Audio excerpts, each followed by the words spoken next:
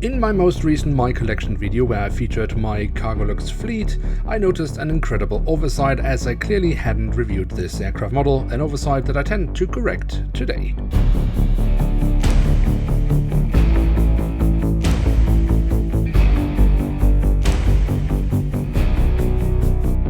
With that, hello and welcome to a new episode of Review, where we today will take a closer look at a Boeing 747-8F of Cargolux. At the front of the box we have a cutout so we can get a glimpse of the aircraft model inside, and on top of that we have the Cargolux branding. The back side of the box reveals a lovely image of the aircraft in real life. We are also provided with a web link from Herpa Wings where we supposedly can get more information about the aircraft model. This link does however not work anymore, so the only real important information here is simply that it is a limited edition.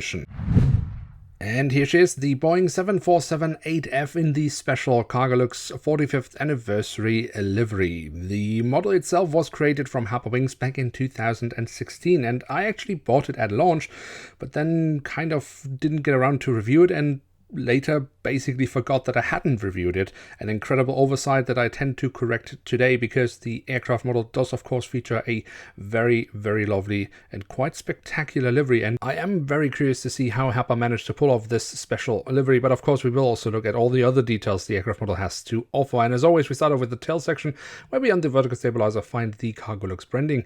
On top of that we have the flag of Luxembourg. On the fuselage we then have the full registration code of the aircraft and the aircraft type specification, and towards the very tail of the aircraft we then also find a bit of detailing around the APU exhaust. At the front of the aircraft and across the fuselage we then find the writing of Cargolux, and we find the flag of the European Union. Crucially, we do also find the 45th anniversary logo of Cargolux, underneath which we find the name of the aircraft, which, as is tradition with Cargolux, has been named after a Luxembourgian city or town, and of course we do also have the corresponding city crest.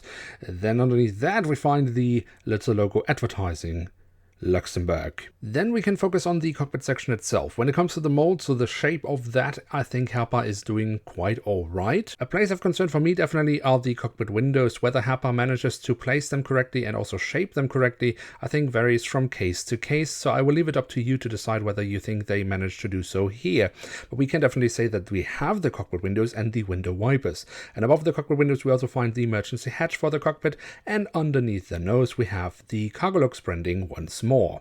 When we look at the engine nacelles, we can see they have been given the silver leading edge and have been kept in the same grey color as most of the fuselage, but Herpa was too lazy to add the safety relevant markings or the GE logos, which should have been on these nacelles. Where Herpa wasn't lazy, however, was with the physical detailing. Herpa has done a really lovely job in recreating these engines, especially nice here with the chevron nozzles, but also of course when we look into the engines from the front where we very nicely can see the engine fan blades. Then we can move on to the wings, which we should definitely also take a closer look at, starting over the top side where we can see the different flap slats and spoilers have been carved out somewhat nicely, but I think it kind of gets drowned out by the paint on the wings, so it is not as visible as it should have been.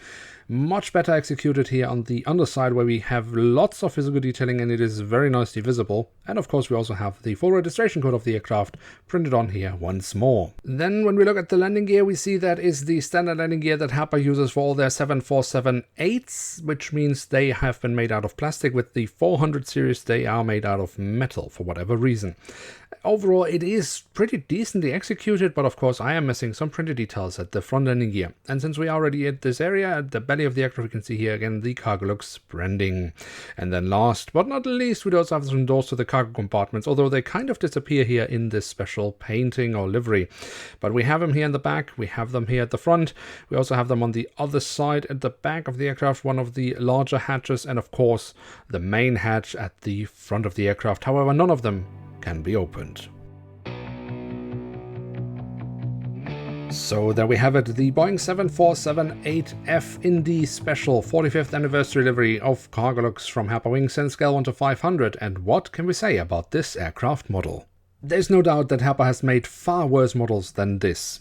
The physical detailing is actually really nice. Herpa has done some nice work with that, especially the engines look great. But of course we are missing some printed details here and there when it comes to the aircraft itself.